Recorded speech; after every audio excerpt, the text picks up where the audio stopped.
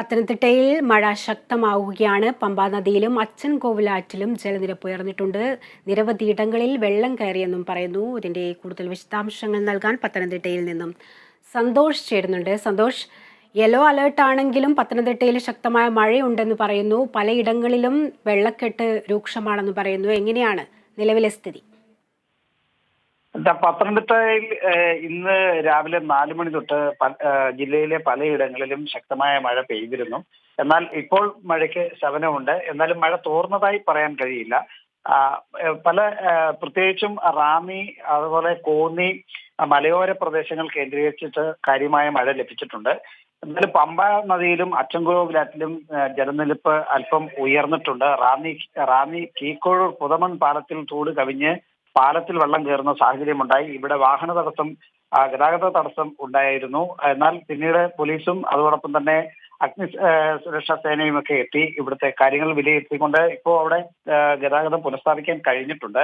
എന്തായാലും രാവിലെ 4 മണിയോടുകൂടി കാര്യമായ മഴ ലഭിച്ചിട്ടുണ്ട്. പ്രത്യേകിച്ചും അതോടൊപ്പം തന്നെ മലയോര പ്രദേശങ്ങളിലേക്കും ഒക്കെ യാത്ര ചെയ്യുന്നവർക്കുള്ള മുന്നറിയിപ്പുകൾ നിലവിൽ ജില്ലാ ഭരണകൂടത്തിന് നിലനിൽക്കുന്നുണ്ട്. ശബരിമല, പമ്പ, അതല്ലെങ്കിൽ അച്ചൻകോവിൽ റൂട്ടിലേക്കൊക്കെ ഉള്ള യാത്രകൾ വൈകിയാൽ അത് നിയന്ത്രിക്കണം എന്നുള്ള നിലയിലുള്ള മുന്നറിയിപ്പുകളുമുണ്ട്. എന്തായാലും ഇപ്പോഴും മഴ തോർന്നിട്ടില്ല. മഴ തുള്ളിവിടാതെ പെയ്തുകൊണ്ടേയിരിക്കുകയാണ്. സന്തോഷ്, ഈ ന്യൂനമർദ്ദം രൂപപ്പെട്ട സാഹചര്യത്തിൽ ഇനിയും മഴ ശക്തമാകാനുള്ള സാധ്യതയൊക്കെ ഉണ്ടല്ലോ. ഈ പല വീടുകളിലും വെള്ളം കയറി എന്ന് പറയുന്നു. ഇവരെ മാറ്റിപ്പാർപ്പിക്കേണ്ട വല്ല അവസ്ഥയിലേക്കും പോകുമോ? എങ്ങനെയാണ് അത്തരം കാര്യങ്ങൾ? ഈ ജില്ലയിൽ ഏതാണ്ട് 42ഓളം ദുരിതാശ്വാസ ക്യാമ്പുകൾക്കുള്ള നിർദ്ദേശങ്ങൾ ഇതിനോടകം തന്നെ റെഡ് അലർട്ട് ഉണ്ടായിരുന്ന സമയത്ത് തന്നെ ജില്ലാ ഭരണകൂടം നൽകിയിട്ടുണ്ട്. പക്ഷേ ഈ ഒരു സ്ഥലത്തും ദുരിതാശ്വാസ ക്യാമ്പ് തുറക്കേണ്ടുന്ന ഒരു സാഹചര്യം ഇപ്പോൾ ഉണ്ടായിട്ടില്ല. പക്ഷേ പമ്പയുടെ തീരങ്ങളിലും അതോടൊപ്പം തന്നെ അച്ചൻകോവിലാറിന്റെ തീരങ്ങളിലും താമസിക്കുന്ന ജനങ്ങൾക്ക് ഇതിനോടകം ജില്ലാ ഭരണകൂടം കൃത്യമായ നിർദ്ദേശങ്ങൾ നൽകിയിട്ടുണ്ട്. അഥവാ ഏതെങ്കിലും ഒരു അടിയന്തര സാഹചര്യം ഉണ്ടായാൽ ഇവരെ മാറ്റിപ്പാർപ്പിക്കുന്നതിനോ അല്ലെങ്കിൽ പുനരധിവസിപ്പിക്കുന്നതിനോ ഉള്ള സാഹചര്യങ്ങളും ദുരിതാശ്വാസ ക്യാമ്പുകൾ തുടങ്ങാനുള്ള സാഹചര്യങ്ങളും നിലവിൽ ക്രമീകരിച്ചിട്ടുണ്ട്.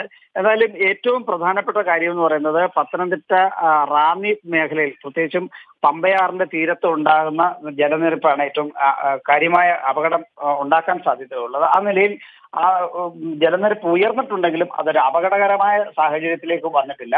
എന്നാലും ആറന്മുളയും അതോടൊപ്പം തന്നെ പന്തളവും ഒക്കെ ഉള്ള ജലനിരപ്പ് അല്പം, അച്ചൻകോവിലാറ്റിലും ഒക്കെ അല്പം ജലനിരപ്പ് ഉയർന്നിട്ടുണ്ടെങ്കിലും അതൊരു അപകടകരമായ സാഹചര്യത്തിലേക്ക് ഇതുവരെയും വന്നിട്ടില്ല. അത്തരത്തിലുള്ള ഏതെങ്കിലും ഒരു അടിയന്തര സാഹചര്യം ഉണ്ടായാൽ ജനങ്ങളെ മാറ്റിപ്പാർപ്പിക്കുന്നതിനോ അല്ലെങ്കിൽ അവരെ സുരക്ഷിതമായി എത്തിക്കുന്നതിനോ ഉള്ള നടപടിക്രമങ്ങൾ ഇതിനോടകം തന്നെ ജില്ലാ ഭരണകൂടം ഒരുക്കിയിട്ടുമുണ്ട്.